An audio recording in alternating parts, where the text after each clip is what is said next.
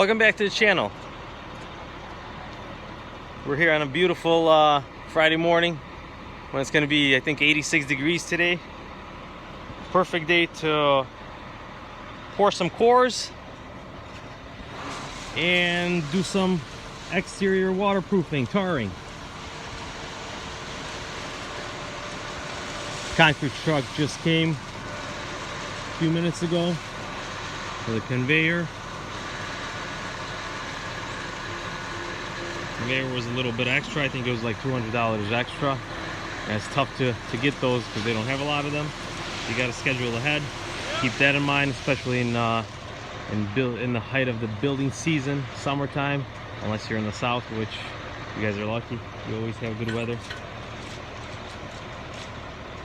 But we got two guys here pouring cores, putting in rebar, anchor bolts.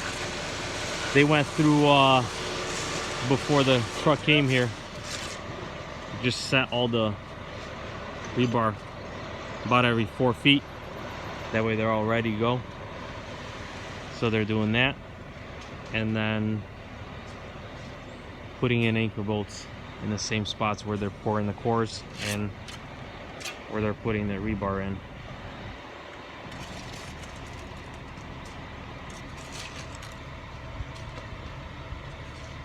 Yep. So adjust those bolts. Most of them are good. I just like to go and straighten them out if I can.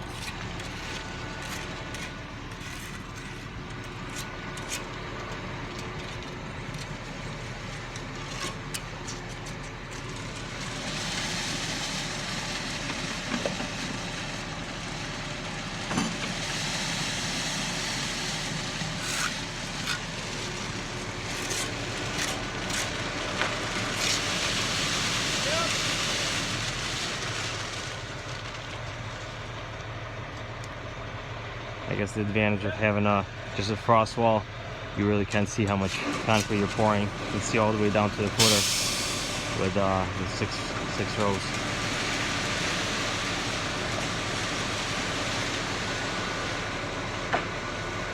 I'm gonna end up with more cores than I wanted.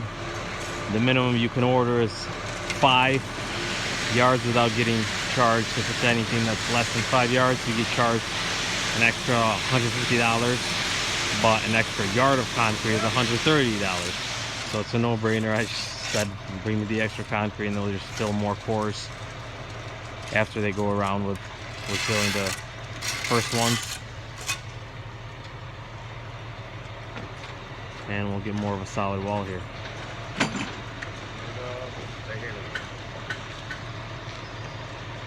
What you see over there is some insulation foam board that I got yesterday that I brought this morning. My blueprint calls for 2-inch foam. I ended up getting 3 to 3.5 inch board. Found it. Somebody that sells used foam board. I don't know where they get it from. Maybe he said possibly flat roofs, things like that. Maybe when they disassemble buildings, I'm guessing. But these are 48 inches by 48 inches, 4 foot by 4 foot, 3 to 3.5 inch thickness. Some of them are tapered for like roofs. To me, it doesn't matter. I get better R value here. So instead of getting like a R12, R13, I'm getting pretty much like a R21. And that's gonna go on the interior of the wall, just like that board is standing. The fact that I got only five courses of 10-inch block, that's 40 inches, and those are 48. That comes up higher. Once I'm done putting all of them up, I'll probably use some foam. Just put a few spots with foam. That way it just sticks to the foundation, so when I'm backfilling, it doesn't move. And after that, I'll probably just grab a sawzall, put a blade on, and just go around the whole perimeter, just cut it. That's the fastest way for me. And that's the pallet that I have here, 2 pallets. I'm gonna put about 43 sheets. calculation. And at a great price. So you got to look for those deals, because at Home Depot or Lowe's you're looking to spend about 40 bucks a sheet. It's like $39.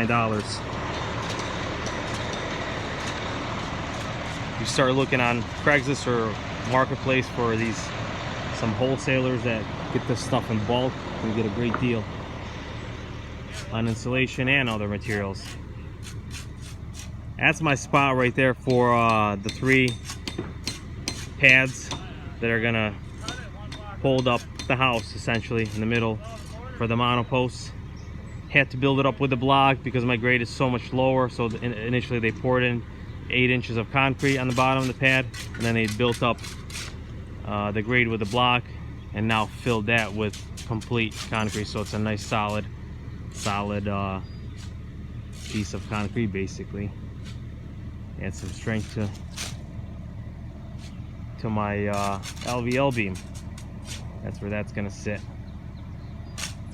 And I'll show you later, once we're framing, the pocket where it's gonna sit on the other side of the wall, on either side, inside on top of about three or four 2x6s. I gotta check the blueprint, but it's about something like that. But there you have it. This is basically the end of the foundation. From the first video, watch one of the first ones where they formed the footers, poured, block, then parging, and now coring. Now I can do my waterproofing parging. There's my buckets over there. Those were from Lowe's. They're like $42. Home Depot are 50 bucks. So it's same stuff, reinforced fibers, and I just roll it on with a roller, just regular paint roller stick, and dip it and roll it on.